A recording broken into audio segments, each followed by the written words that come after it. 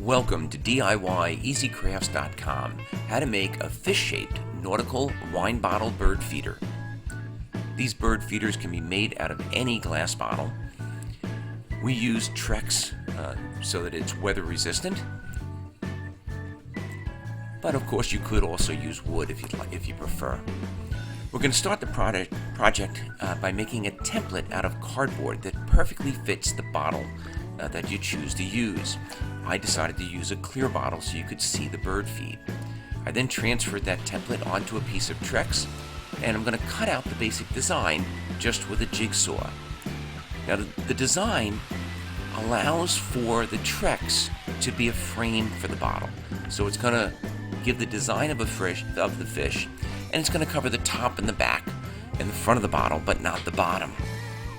We're going to drill four holes through the wine bottle. And when the bottle is horizontal, these are going to be basically towards the bottom of the bottle, but still high enough so that the seeds will be allowed to flow out into a tray. You'll see that in a little bit.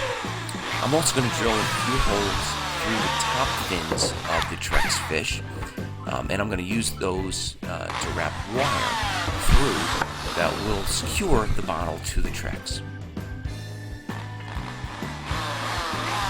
I'm also going to use a larger drill to drill out the fish's eye. And we can use a Dremel tool with different attachments to add some contrast to the fish, maybe sand off the tail a little bit, add some lines for the gills, etc.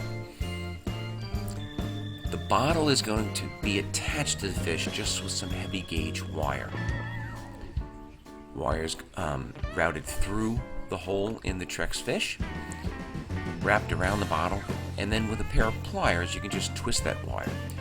You want it to be snug to the Trex. You don't want this bottle to loosen up as it's floating around, being blown around outside, hanging from a tree limb. You also don't want to apply too much pressure to the bottle. You don't want to crack the glass, of course. Just enough tension to hold that bottle firmly to the Trex. And you can see the holes in the bottle. To drill holes in the glass, please refer to our separate video on that. Just a little bit too much to cover in one short video. I used an extra piece of wire towards the tail of the fish. Now notice the cavity for the screw top in this case is long enough so that I can still access that and remove that screw top. That's how I'll get the birdseed into the bottle. In order to make the tray for the birdseed, I found a brown PVC top for a fence post.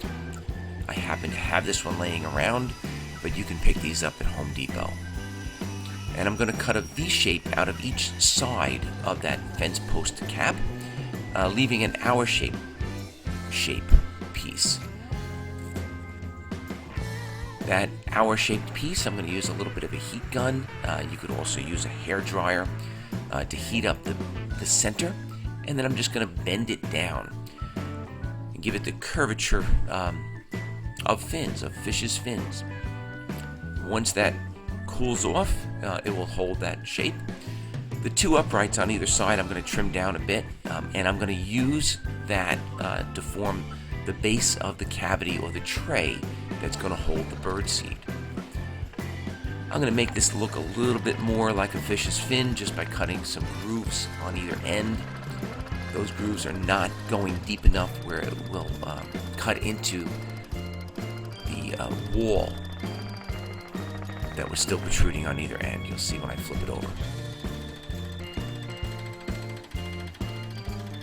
Alright, so now I'm going to use a couple more scrap pieces of that same brown plastic to form the walls. I'm not going to attach them yet, and I'm actually not going to even finish carving them until we attach this fin to the bottle. And this way I can see exactly the round shape of the bottle and how exactly I have to cut those small tabs. The lower fins are attached to the bottle the same way that the bottle is attached to the original Trex. I'm just going to run some heavy gauge wire through the Trex fish, around the bottle, and then I'm going to use pliers to wrap that wire tightly. can also notice I drilled some small drain holes which will go through the seed compartment and allow any rainwater to drain out. Now this is the final assembly. I'm going to build the walls to the seed containers. I'm just using some scrap of that brown plastic, and I'm going to glue it into position after I formed it with a Dremel grinder with some 2-part epoxy. The holes that are in the bottle are located towards the lower end of the bottle, and they fall within the seed compartment. So basically, as the seed is removed, more seed will flow into that compartment. And here you see the bird feeder hung in a tree, and the bottle is full with the seed. Please check us out on the web, www.diyeasycrafts.com. Be sure to check out our other how-to videos. And if you like this video, I ask that you please subscribe to this YouTube channel.